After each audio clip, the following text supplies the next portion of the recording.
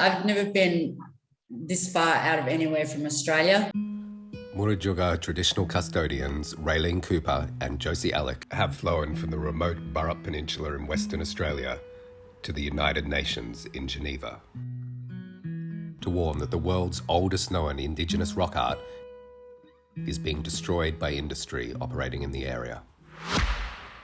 We have a message and a story to convey to the Australian government and to industry, and to have a platform as wonderful and amazing as a global platform like UN. It's where we needed to be heard, because we're not being heard in our own country. Oh, look, our women's law and cultural customs have been kept down for so many years, shut out of the negotiation process, and they're not being heard by or, accepted by anybody. For the mere fact is that, the government and the industries, and they work together with corporations, which, are usually head up by men. If there were acknowledgement of that women's law and those stories, no one would ever touch the rock art. Yep. There would be no destruction there, and industry would not have a chance. So that's why we're here now as the next generation, speaking on behalf of our elders that have gone past, who have been locked out of this process. If you get nervous when you're speaking tonight or tomorrow, how will you find strength? That's probably mine, because I'm the nerve-wracking one. I get really emotional in all sorts of ways. This has been an emotional journey for myself and my mum.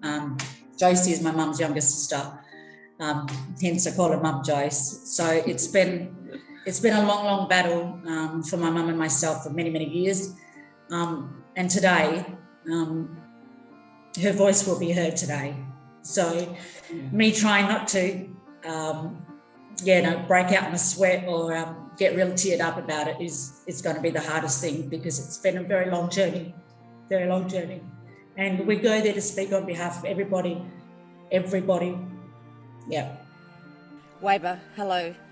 My name is Raylene Cooper. I am a Mother 3 traditional custodian. My family is one of many who belong to Murujuga, also known as the Burrup Peninsula in Western Australia. It is an honour to be here today. Murujuga is home to over 1 million petroglyphs and rock art engravings, which are more than 70,000 years old. It is currently nominated to become a UNESCO World Heritage Site, but this country and World Heritage have not been protected. Government and industry have acquired land under duress, creating division and chaos. Industry has removed and destroyed our rock art in another form of cultural genocide.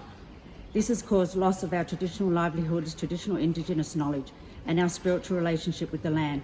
There has been displacement and ecological degradation. Coming from a tradition of spiritual healing, we increasingly feel the urgent need to defend our ancient history, our stories and our culture. Our traditions continue and our practice still today. The Ngura, our land, is our temple and our parliament. The rock art archives our law. It is written not on a tablet of stone, but carved into the Ngura, which holds our dreaming stories and songlines.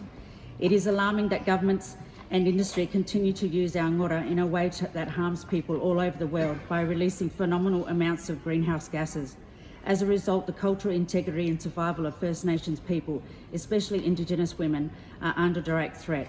Our knowledge, practices and heritage have been appropriated and misused. All of this further exposes Indigenous women and girls to gender-based violence and racism. In 2018, Mr. Ben White, the former Indigenous and Minister for Aboriginal Heritage in Western Australia, acknowledged that the WA Aboriginal Heritage Act did not meet the contemporary needs of Aboriginal people, government or industry, and did little to protect our unique heritage. After signing off on the destruction of Dukan George while Minister for Aboriginal Heritage, Ben White then left government to join the boards of Rio Tinto, the company responsible for destroying these ancient caves, and Woodside Petroleum, who are actively degrading our sacred songlines on Murujuga. Thank you, Ms. Chair. I make the recommendation that the free, prior and informed consent for First Nations custodians be guaranteed through active consultation about any new industry on our country.